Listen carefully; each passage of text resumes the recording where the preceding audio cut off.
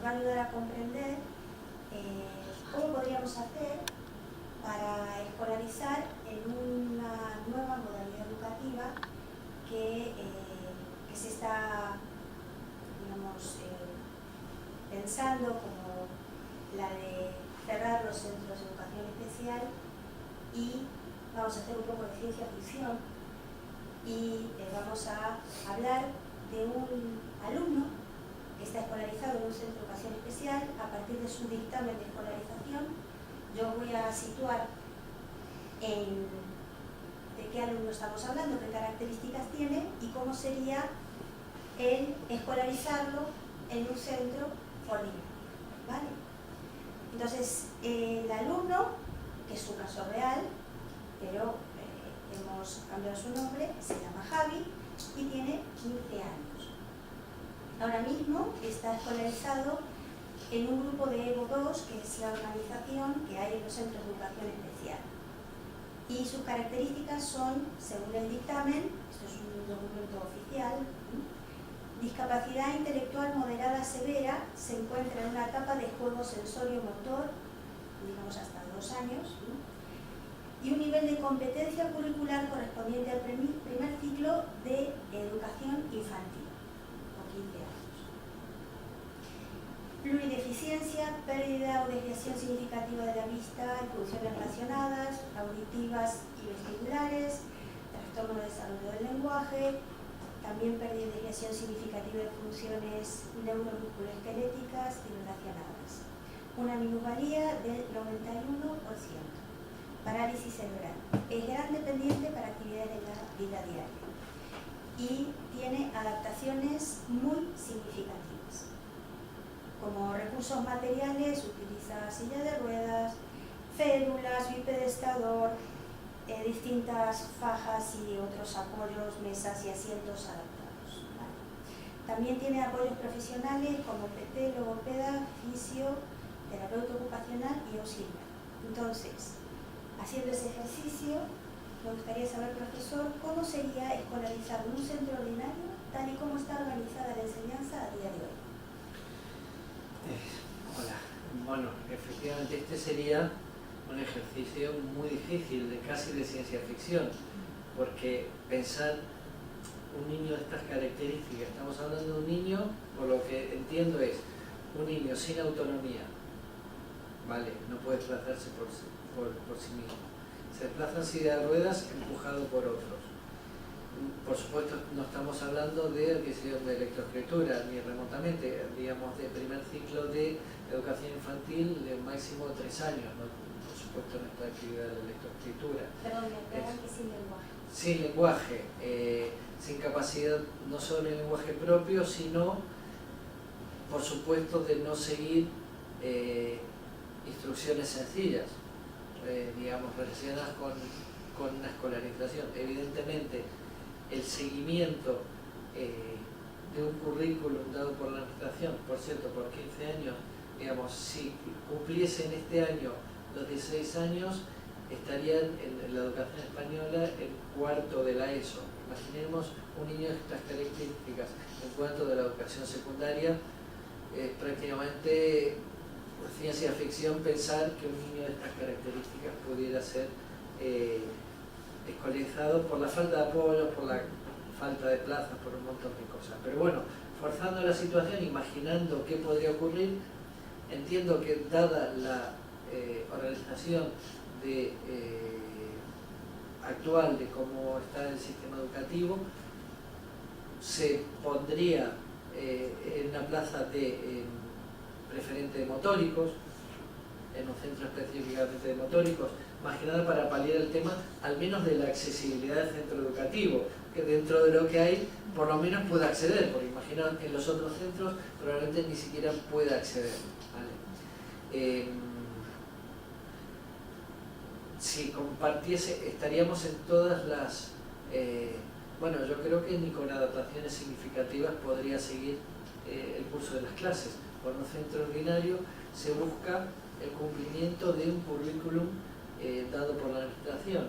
Este niño no podría seguir latín, por ejemplo, física y química, no podría seguir. Estamos hablando de, bueno, ya estoy diciendo algunas asignaturas, pero ninguna de las asignaturas.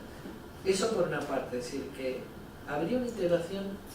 Aquí me lleva una reflexión, que es el sentido de la integración es que más allá de la parte académica, el niño se beneficie de las interacciones sociales con sus iguales, que hablen de que tiene amigos, por decirlo así, que comparta ciertos momentos con algunos de sus compañeros, aunque a nivel curricular no sea exactamente igual.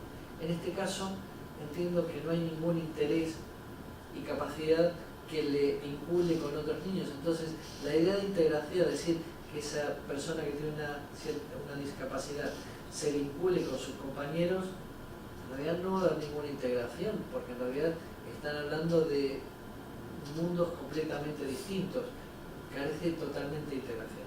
Eso por un lado. Por el otro lado está la pérdida de recursos tanto personales, es decir, claro, en un centro ordinario tendría una PT. ¿Esto qué significa? Una profesora de pedagogía terapéutica que intentará ir a su nivel curricular en un número pequeño de horas, es decir, máximo 6 horas. Lengua y matemáticas. ¿Pero de qué lengua y matemáticas estamos hablando en este caso? Ninguna. Podría decir 2 palotes, decir esto y otro. Bueno, no se me ocurre eso. Y después, en las otras asignaturas, siguiendo esta suposición que no tiene sentido, tendría que hacerse una adaptación curricular. Pero claro, yo pregunto, si no tenemos lenguaje, ¿cómo vamos a avanzar a segunda lengua extranjera, inglés, francés, latín? Es que prácticamente no se me ocurre manera humana de que esto ocurra. Por eso el sentido de la educación especial, que en realidad no está siguiendo un currículum oficial, que es un poco lo que comentamos antes, no está siguiendo en cada una de las asignaturas el currículum oficial y se adapta a las posibilidades de cada niño. Entonces, eso es lo que debe de hacer. Todo lo demás es impensable, por recursos personales, porque la parte académica no es lo principal en un caso así. Y así, bueno, sí. La otra pregunta es, ¿cuántas horas en un grupo de referencia tendría y en qué asignaturas serían estas asignaturas? Esa asignatura. Bueno, es un poco lo que he dicho. En un centro ordinario que sea preferente de motóricos, tener en cuenta que preferente de motóricos es preferente de motóricos simplemente porque está condicionado el centro escolar y tiene una serie de recursos asignados a tal efecto. Pero en la práctica, ¿qué pasa? Con este niño habría en pequeño grupo, habría, digamos, máximo 6 horas de lengua y matemática y las otras 24 horas de las 30 que conforman como mínimo el currículum escolar en la ESO, por ejemplo, podrían llegar a ser 32, pero mínimo 30, 24 horas en asignaturas en que es como, me cuesta imaginar a un niño que no entendiese absolutamente nada 24 horas al día metido en un mundo que no comprende. A la semana, sí, 24 horas así al día, pero 24 horas de clase donde no entendería. Y en las otras de PT, la única diferencia es que en estas 24 horas estaría rodeado por 25 o 30 compañeros y en las de la PT serían 4 o 5. Seguiría sin entender, pero en un grupo más pequeño. Sí. Y bueno, dado este panorama, ¿qué preparación y formación tiene o se le haría al profesorado para atender este alumnado? Bueno, esto lo hemos comentado, es decir, estamos hablando de distintos primaria y secundaria. Primaria es un maestro que está quizás un poco más preparado en la atención a la diversidad, pero haría falta una PP, una persona que por sobre todas las cosas tenga un trabajo individualizado. Yo creo que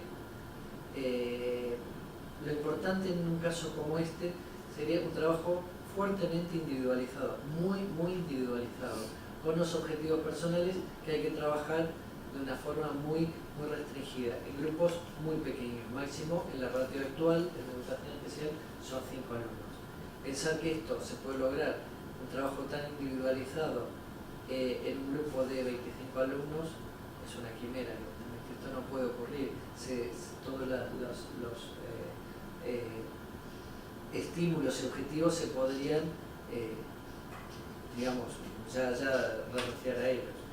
Imaginar además que en secundaria, por la especialización que es, que ya digamos los maestros establecen las bases, pero en secundaria hay unas profesiones determinadas que son matemáticos, que hay filólogos, hay biólogos, es decir, hay una serie de profesiones, no tienen una formación específica para tratar a estos niños.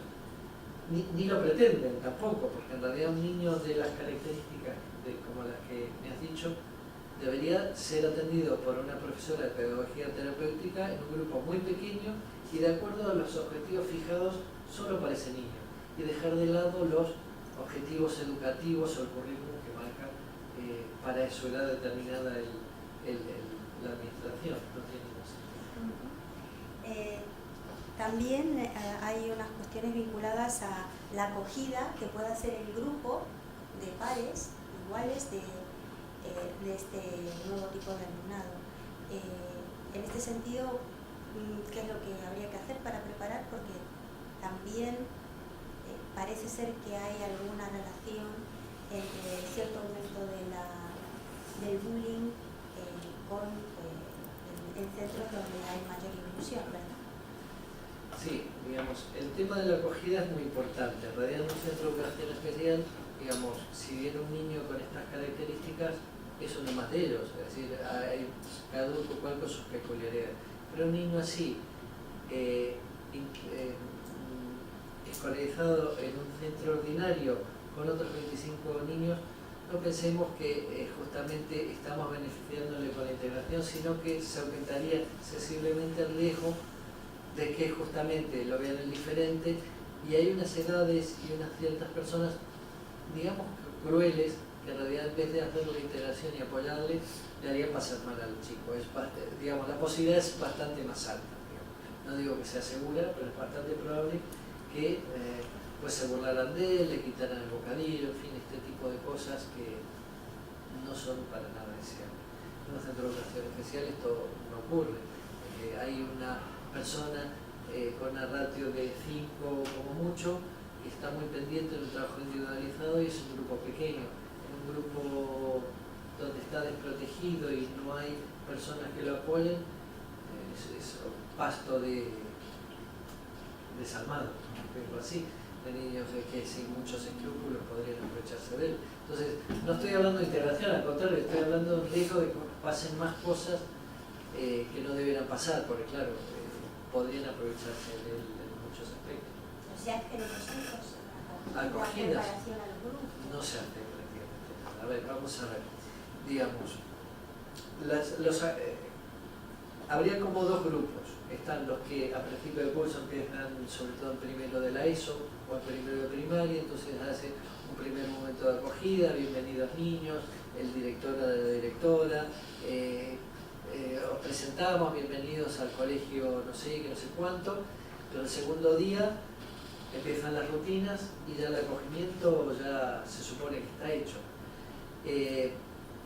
Eso es más o menos generalizado. Por cierto, no hay normativa respecto de cómo debe hacerse la acogida. Es decir, eso depende un poco de la sensibilidad y del protocolo que tenga cada centro. No hay algo establecido, no es algo normativo. Entonces, después están los niños que se incorporan una vez iniciado el curso escolar. Si hay una cierta sensibilidad, se intenta acompañarle, puede ser que hay distintas medidas, que hay un alumno que se ocupe de acompañarle, de apoyarle. Pero claro, el acogimiento en un caso como el que me estamos diciendo, no hay acogimiento posible, porque se incorpora al principio del curso o mediado del curso escolar, da un poco igual. Los intereses y capacidades son tan distintas que no hay acogimiento posible, no hay posibilidades como Júpiter y Marte, no sé, son planetas distintos. Bueno, muy bien, muchas gracias. Y bueno, a ver si esto sirve para evitar que estas medidas así forzadas sean hechas de manera más común. Sí, una última cosa, yo creo que tiene que ver, hay dos claves. Uno es agrupamientos que tienen que ser pequeños, forzosamente para este tipo de alumnado. No podemos pensar en atención a la diversidad de niños como estos en grupos de 25, porque entonces no tiene sentido ninguno. Y el trabajo muy individualizado, muy fuerte e individualizado, con objetivos particulares para cada uno de ellos.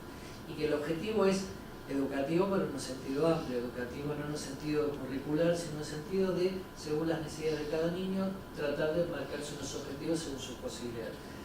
Pensar que estos niños se tengan que ceñir a unos objetivos marcados por la administración y tratar de seguirlo lo más posible es un error, porque no es posible. Y cuando decimos es una fábrica de fracaso escolar, evidentemente.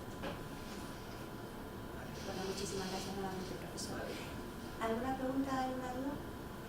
O sea, yo creo que sí se puede, no estoy tan de acuerdo con el tema de que las escuelas especiales son la única solución y que la escuela ordinaria no. Yo creo que sí se puede, obviamente el sistema hoy en día no está preparado para hacerlo, pero hay experiencias que son exitosas. Por ejemplo, pongo un caso en Chile que la aprendizaje a través de niveles y que sí se puede, o sea, integrar a todas las personas, no en el plano educativo, sino quizás en un plano más social, y no que estén en esta burbuja muchas veces que es la escuela especial. Vale, déjame responderte.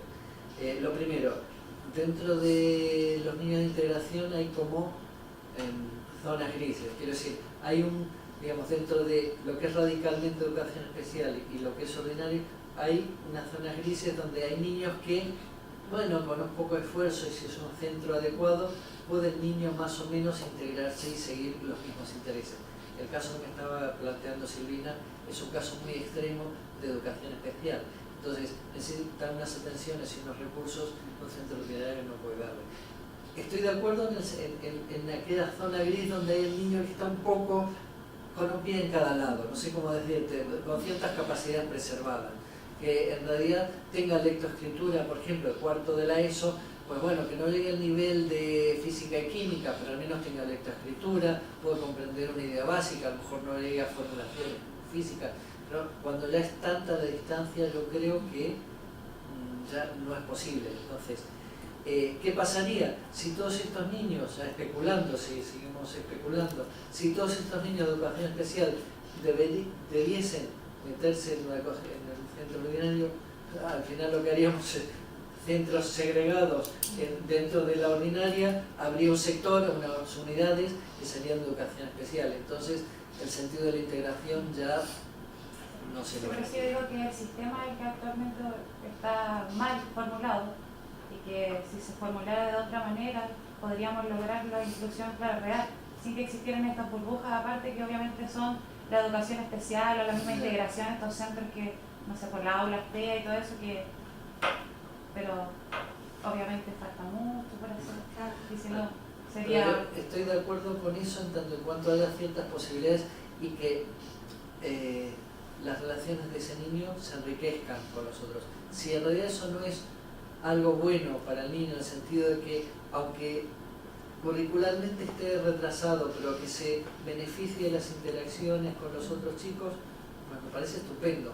Pero cuando eso no ocurre y ya en realidad lo que tenemos, en vez de, no solo que ya no gana curricularmente porque no puede seguir el desarrollo de sus clases, sino que socialmente también no saca nada beneficioso, sino más bien un aumento de los riesgos de que se aprovechen de él, francamente creo que en realidad, claro, si estamos hablando de esa zona de proximidad donde hay niños que sí que pueden estar en un punto o en otro, o que más o menos con un poco de esfuerzo pueden seguir las clases y tener los mismos intereses que sus compañeros, por mí encantado, yo creo que es beneficioso, pero ya ha llegado un momento dado, hay una franja de niños que no hay forma posible de que estén estos centros.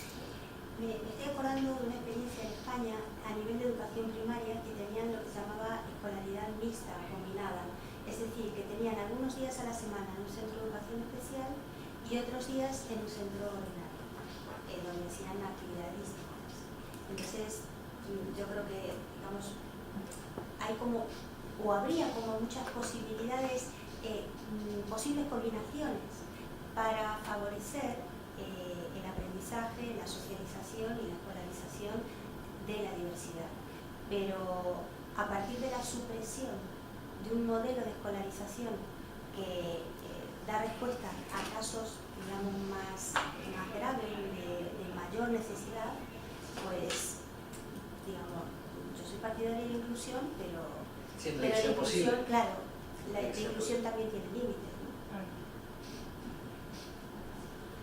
¿Alguna pregunta más? Quiero decir, quería hacer un poco hincapié en que la integración en realidad suena bonita y yo creo que siempre que sea posible es conveniente llevarla a cabo, es decir, siempre que haya un marco favorable que pueda hacerlo. Y ya no se trata de recursos materiales o personales. Hay ciertos niños que, como el que me describía Silvina, que requieren de unas atenciones tan especiales que no podrían, por sus propias, por un lado, capacidades y por el otro lado, intereses personales, compartir. No habría la integración aquí, no tendría demasiado sentido, entiendo, porque no habría un enriquecimiento de él en su parte social, sino más bien, en realidad no tendría con quién vincularse. Ese es el problema, no tendría intereses comunes, no tenemos el lenguaje adquirido. El niño de cuarto diría, uy, me fui de marcha ayer y nos bebimos y nos emborrachamos, y no sé qué. Este niño es otro universo, otro mundo, está con otros intereses y otras capacidades. Bueno, pues muy bien. Ahora sí, muchas gracias. Muchas gracias. Bien. ¿Queda alguna pregunta, queda alguna inquietud, alguna reflexión personal, si queréis, que también podemos Pueden venir abrir? bien. El mundo de la integración es muy peculiar y muy interesante y está bien que lo traigamos a colación para comentarlo. En las experiencias de vuestros países, ¿tenéis las distintas modalidades de escolarización como aquí? Tanto la de educación especial como la de centros de integración. Pero la aula TEA, por ejemplo, ya no, o por lo menos donde trabajo yo, y yo soy como PT, Sí. ya, en Chile sería como PT, trabajo con alumnos que tienen TEA, pero dentro de la sala, o sea, ya lo más 2 horas fuera de la sala. No tienen un aula aparte para trabajar, sino que la mayoría de mis horas están centradas en el aula común. Vale, te cuento un poco la experiencia de las aulas TEA, porque como las conozco que hay en mi instituto, más o menos. En realidad se hace también un programa individualizado porque, a ver, justamente es una integración, es decir, hay un aula con un personal especializado para apoyo al espectro autista y el objetivo es que pasen la mayor cantidad posible fuera de su clase específica y que se beneficien de la integración acudiendo a la mayor cantidad posible de clases ordinarias, sea porque lo puedan hacer autónomamente o sea porque tenga una persona que sentarse con él y explicarle no solo la parte académica sino un poco, a ver, ¿has entendido? No, a ver, ¿cómo le preguntaríamos? No he entendido, profesor. Esto que parece una tontería no es una tontería. No sabría cómo preguntarle, cómo dirigirse adecuadamente al compañero para que le preste una regla, una hoja, o al profesor para decirle no se puede ir al baño. Todo esto es, claro, pero si hay una persona al lado. También hay un problema de recursos. Imaginaros que, claro, si hay una persona sentada al lado de cada alumno y tal, significa una PT. Esta labor la puede llegar adelante la PT y si no hace tanto hincapié en la parte académica, también la hace la integradora social. Es decir, ¿cómo te diriges a tu compañero? ¿Cómo puedes, te han hecho una colleja, ¿cómo puedes reaccionar? Decirle no me tires más, darle una colleja, responderle mal. Entonces, estar presente en cómo se comporta socialmente, que también son parte de los aprendizajes, además de la parte académica. ¿Sí? Bueno, yo igual que Tefi, yo igual soy una sola educación diferencial que sería como en Chile. Me parece un poco el tema aquí que trabajen fuera del aula, digamos, porque qué tan efectivo es el trabajo que hace la PT fuera del aula, porque si estamos hablando de inclusión, la idea es que favorezcamos la permanencia, digamos, y que los objetivos y todo lo que trabajemos con el alumno o alumna que tenga alguna necesidad se puedan permanecer y mantener dentro del aula con el resto de sus compañeros. Además de favorecer un trabajo colaborativo con el docente, porque la idea es que que logremos es que el docente de aula, que permanece la mayor cantidad de horas con nuestros estudiantes, logre tener la estrategia para poder responder a esta diversidad de alumnado que tiene dentro de la sala. Correcto. Por eso considero que una profesora especialista, ya sea acá una PT o nosotros en Chile, la idea es que podamos trabajar en conjunto con el docente para poder lograr la mayor efectividad dentro del aula, porque donde permanece mayor tiempo nuestro estudiante es ahí en el aula. O sea, si lo sacamos, igual lo sacamos al contexto, o sea, trabajamos algo completamente distinto, lo sacamos afuera y después resulta que en el aula es completamente distinto, o ese docente no sabe cómo trabajar con ese alumno, porque tampoco quién lo ha formado, quién le ha ayudado, cómo se ha trabajado con ese docente para que responda a estas características dentro del aula. Que habría entonces como en el aula TEA, que es una fórmula relativamente reciente, es dentro de los distintos centros en el aula específica para estos alumnos, unas ratios pequeñas. Entonces, en aquellas asignaturas en que no puedan seguirlas porque no les entiendan, claro, el objetivo es que desaparecieran las aulas TEA y que esos niños estuvieran en sus respectivas clases. Pero como esto no es posible y por eso hay la existencia de esas aulas TEA, hay determinadas asignaturas en que están todos. En otras a lo mejor hay 2 que pueden y 3 que no. Entonces depende de cada momento, pero tiene que haber como una referencia de que esos niños dicen no puedo seguir, no sé, física y química. Entonces física y química, entonces vuelven a su... Sería como una parte... un aula como volver a casa. Aquí estoy protegidito con mi PT, si no salgo a la clase ordinaria. La idea es, como objetivo, es que salgan la mayor cantidad posible, todas si es posible, pero si estuviera todo el tiempo todas, entonces desapareciera el aula TEA, no tendría sentido, claro. Yo creo que igual es importante entender que los programas de integración o la aula específica o la aula TEA o de cualquier tipo de necesidad que exista son estrategias educativas igual. Son organizaciones que tienen como finalidad y como objetivo la inclusión y la integración. Son mecanismos de transición para diferentes necesidades. Entonces, claro, se busca, en Chile también tenemos los mismos conflictos de que se pensaba o se piensa que tienen que desaparecer los centros especiales, pero sinceramente quienes determinan estas ideas no son personas que están en el aula. No son personas que comparten día a día con chiquititos o niñas que tengan algún tipo de necesidad. Porque... Ni en un centro ordinario y mucho menos especial. Menos. Claro. Entonces, la idea, efectivamente. claro, terminan siendo súper idóneas e incluso un poco utópicas, porque la realidad...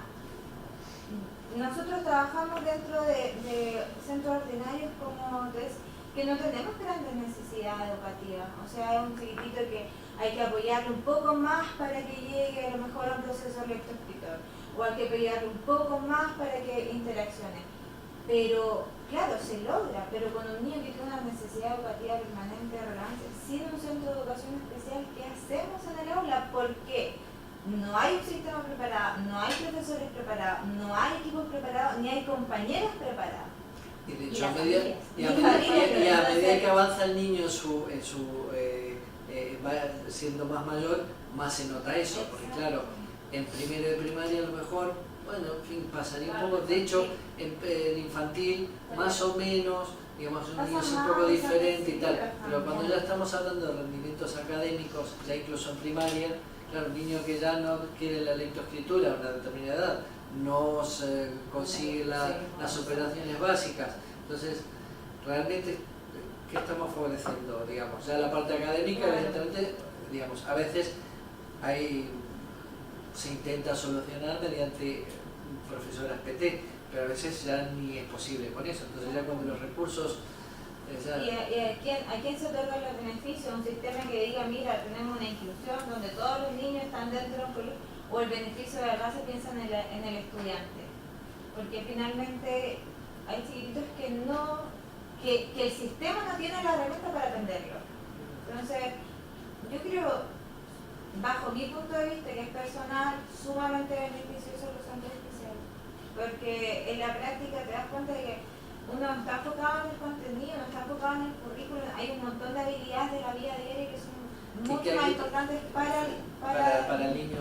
Efectivamente sí, estoy de acuerdo. Por eso tiene que ser un objetivo educativo, pero en un sentido amplio, no en un sentido curricular.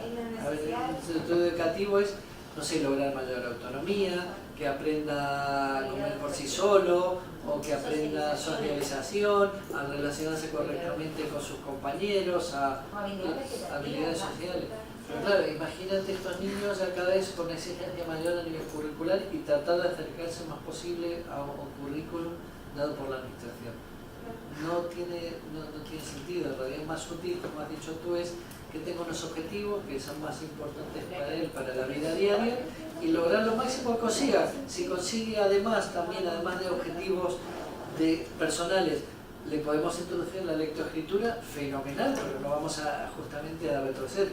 Y si además de lectoescritura podemos avanzar más, pues encantado, pero claro, estamos hablando de unos niveles muy justitos. Muy bien, muchas gracias. Muchas gracias. Bueno, pues muchas gracias a todos. Espero que sea de provecho, por lo menos reflexionar entre todos.